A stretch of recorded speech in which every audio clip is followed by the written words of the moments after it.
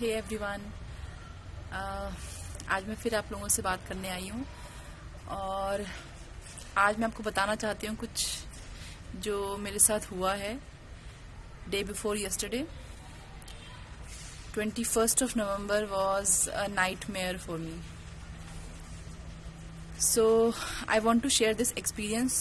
ये वीडियो बनाने का मतलब सिर्फ इतना है कि मैं चाहती हूँ कि जो चीज़ मुझे नहीं पता थी, हो सकता है मैं बेवकूफ़ हूँ, हो सकता है कि कुछ लोग कहेंगे कि आपको इतनी सी चीज़ पता नहीं थी, आपने कैसे किया, लेकिन हो सकता है कुछ लोग अभी भी हैं जिनको नहीं पता हो मेरी तरह और उनसे ये भूल ना हो जाए, गलती ना हो जाए, इसलिए मैं ये वीडियो बना रही हूँ।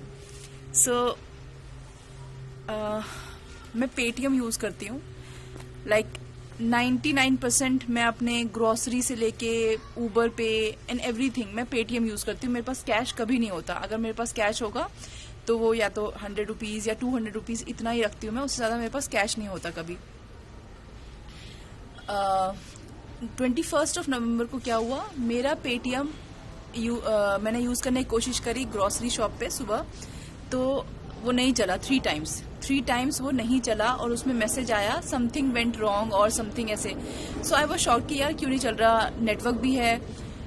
तो मैंने गूगल पे यूज़ किया और गूगल पे से मैंने कंटिन्यू किया। उसी दिन जब मेरा सुबह नहीं चला, मेरे पास दोपहर को मैसेज आता है कि your KYC is not completed and this is the number. एक नंबर आया उसमें कि you can contact this person for your KYC। सो क्योंकि मैं ऊबर में भी बहुत ट्रैवल करती हूँ, तो ये KYC का जो चक्कर होता है ये ऊबर ड्राइवर्स को भी बहुत परेशान करता है। ठीक है, तो मैं KYC लगातार सुनती रहती हूँ कि मैडम मेरा KYC नहीं हुआ है इसलिए मेरा पेटीएम नहीं चल रहा। तो मैं फ्रीक्वेंटली ये चीज़ सुनती हूँ उनसे कि KYC की वजह से उनका पेटीएम रुक गया है। तो मुझे ऐसा लगा कि शायद मेरा भी KYC है, कुछ हुआ होगा, नहीं चल रहा है। और वो मैसेज मैंने कनेक्ट किया कि मेरा जो पेटीएम नहीं चला तो वो इसी का मैसेज आया होगा। मुझे बिल्कुल भी कोई और अंदाजा नहीं था। फिर भी मैंने उस पर कॉल नहीं किया उस नंबर पे और मैं अपना नॉर्मल डे कर रही थी। शाम को मेरे पास एक कॉल आता है और उस कॉल में वो बोलता है कि मैडम आपका KYC नहीं हो रखा है। तो मैंने कहा भैया मेरा KYC हो रखा होगा तभी तो मैं 2 साल से यूज कर रही थी ना अपना पेटीएम अचानक से। तो ही कन्विंस्ड मी कि आपका KYC जो हुआ था वो 60% हुआ था, 40% और बाकी है। तो मैंने कहा कि अच्छा तो मुझे क्या करना पड़ेगा। तो उसने मुझे कहा कि आपको मुझे कुछ नहीं बताना है, मैं आपको बताता हूँ और आप अपने आप अपना KYC कर सकते हो। So I was fine with it because जहां तक मुझे पता था कि फ्रॉड में आपका CVV नंबर आपको किसी को नहीं बताना चाहिए और आपको अपना OTP जो आता है जब हम कोई ट्रांजेक्शन करते हैं वो OTP किसी को नहीं बताना चाहिए। तो ये डिटेल्स हैं जो आपको शेयर नहीं करनी चाहिए। और अगर कोई आपको लिंक भेजता है ऐसे मैसेज में तो आपको वो लिंक पे क्लिक नहीं करना चाहिए। लेकिन मुझे ये नहीं पता था जो मैं आगे बताने वाली हूँ। तो उसने कहा कि मैम आपको एक ऐप डाउनलोड करना है, वो है क्विक सपोर्ट करके। और फिर मैंने कहा ठीक है, होगा शायद कुछ ऐसा। और मैं डिस्टर्ब भी थी बहुत उस दिन, मेरा दिमाग सच में, मेरा किसी भी चीज़ में मेरा दिमाग नहीं चला। उसने कहा क्विक सपोर्ट ऐप डाउनलोड करो और वो ऐप डाउनलोड करते ही उसने कहा कि अलाउ करो उसमें। मैंने अलाउ किया और उसके बाद मेरे मोबाइल का सारा डिटेल्स जो भी मेरे मोबाइल पे हो रहा था उसके पास चला गया। वो देख सकता था कि क्या हो रहा है मेरे मोबाइल में। ठीक है, उसने कहा आपकी पेटीएम जो लिमिट है वो मैं इंक्रीज करना चाहता हूँ, इंक्रीज करवाने के लिए आपको अपने कार्ड की डिटेल दीजिए। आप मुझे मत बताइए, आप खुद डिटेल डालिए और आपकी लिमिट इंक्रीज होगी। तो मैंने कहा भी उसे कि मुझे लिमिट नहीं चाहिए मुझे भैया, क्योंकि मैं अपना पेमेंट नहीं लेती। बोलते मैडम कुछ तो लिमिट रखोगे ना आप। तो मैंने कहा चल ठीक है, क्योंकि मुझे उसको बताना नहीं पड़ रहा तो आई वॉज ओके कि मुझे उसको बोलना नहीं पड़ रहा कुछ। लेकिन मुझे क्या पता था कि मैं जो डिटेल्स डाल रही हूँ वो सब वो देख पा रहा है वहां पे। फिर मैंने अपनी डिटेल्स डाली। पहली ट्रांजैक्शन हुई 1 रुपी की, तो भी मुझे शक नहीं हुआ बिकॉज ऑथेंटिकेशन के लिए गूगल पे और ये सब 1 रुपीज की ट्रांजैक्शन करते हैं और जो कि आपको तुरंत वापस आ जाता है आपके अकाउंट में। लेकिन जब दूसरी ट्रांजैक्शन हुई 1499 रुपीज की तो आई वॉज शॉक्ड। मैंने उसको बोला भैया ये मेरे पैसे कहाँ कट गए, ये क्या हो रहा है यहाँ पे। तो उसने बोला कि मैडम आपकी लिमिट बढ़ रही है, ये पैसे आपके दोबारा अकाउंट में रिफ्लेक्ट करेंगे। तो मैं अब मेरे पास, क्योंकि मुझे पता नहीं है कि उस ऐप से हो रहा है, मैं सिर्फ कंटिन्यू उससे बात कर रही हूँ और मेरा फिर तीसरी ट्रांजेक्शन हुई 9,999 रुपीज की, तब मेरा दिमाग सनक गया था और तब तक मैं समझ गई थी कि मैं फंस चुकी हूँ मैं किसी चीज में। ठीक है, तो HDFC वालों का, क्योंकि मेरा बैंक HDFC में, HDFC वालों का एक कॉल आता है अगर आप कोई बड़ी ट्रांजेक्शन कर रहे हो तो वो आपको कॉल करते हैं कंफर्म करने के लिए। तो जैसे उनका कॉल आया, मैंने उनको बोला कि ये ट्रांजेक्शन मैं नहीं कर रही हूँ, प्लीज स्टॉप दिस पेमेंट। ठीक है, और मेरे अकाउंट में और कोई पेमेंट नहीं होनी चाहिए बिकॉज मैं नहीं कर रही हूँ। मैंने मेरे बोलने के बावजूद अगले 3-4 ट्रांजेक्शन और हुए और ऐसा कर करके मेरा पूरा अकाउंट खाली हो गया। मैं आपको बता नहीं सकती कि अपनी मेहनत की कमाई, ठीक है, जो मैं दिन रात लगाकर कमाती हूँ, वो मेरे सामने मेरे पैसों के कटने के मैसेजेस आ रहे थे और मैं कुछ नहीं कर पा रही थी। आई वॉज जस्ट शाउटिंग और मैं घर में अकेली थी।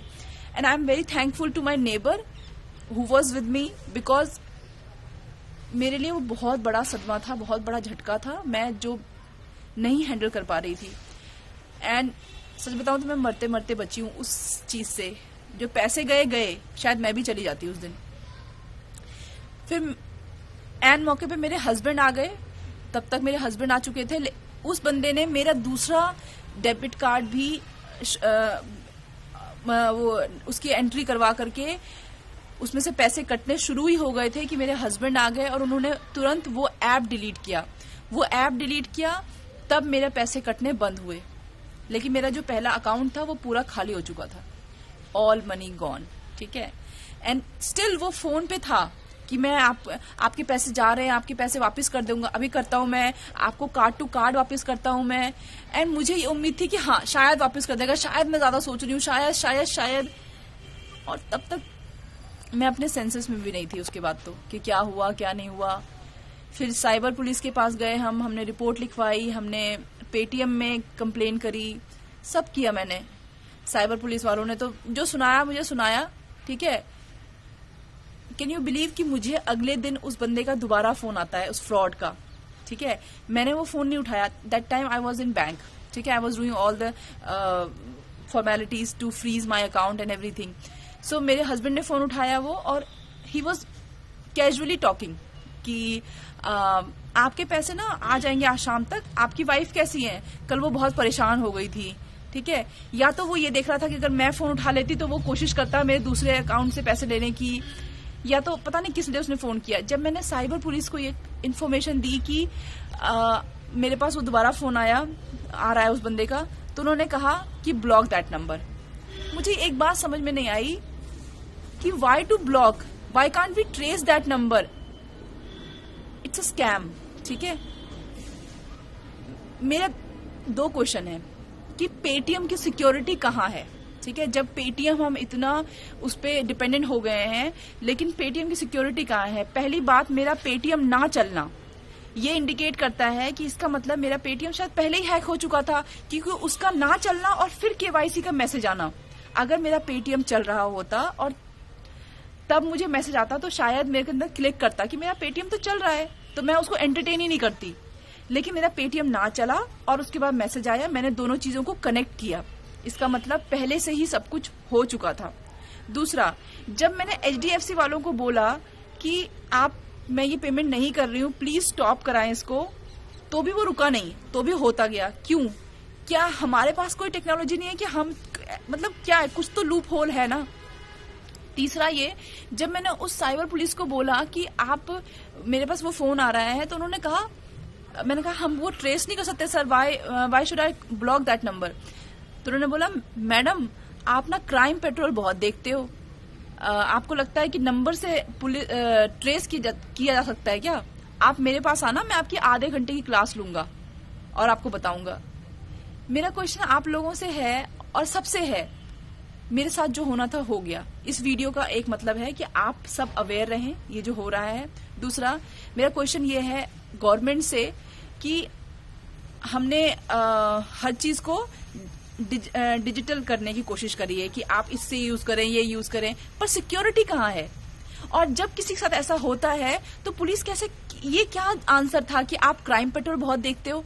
ये एक कॉमन नॉलेज है आई थिंक सबकी कि हाँ, मोबाइल नंबर से किसी को ट्रेस किया जा सकता है। जब मोबाइल से इतनी सारी चीजें हो रही हैं तो ट्रेस क्यों नहीं हो सकता? ये जवाब था उसका। बिकॉज शायद उसके लिए मेरे पैसे उतने मायने नहीं रखते, क्योंकि मैं शायद पॉलिटिशियन नहीं हूं, शायद मैं एक आम आदमी हूं। ठीक है।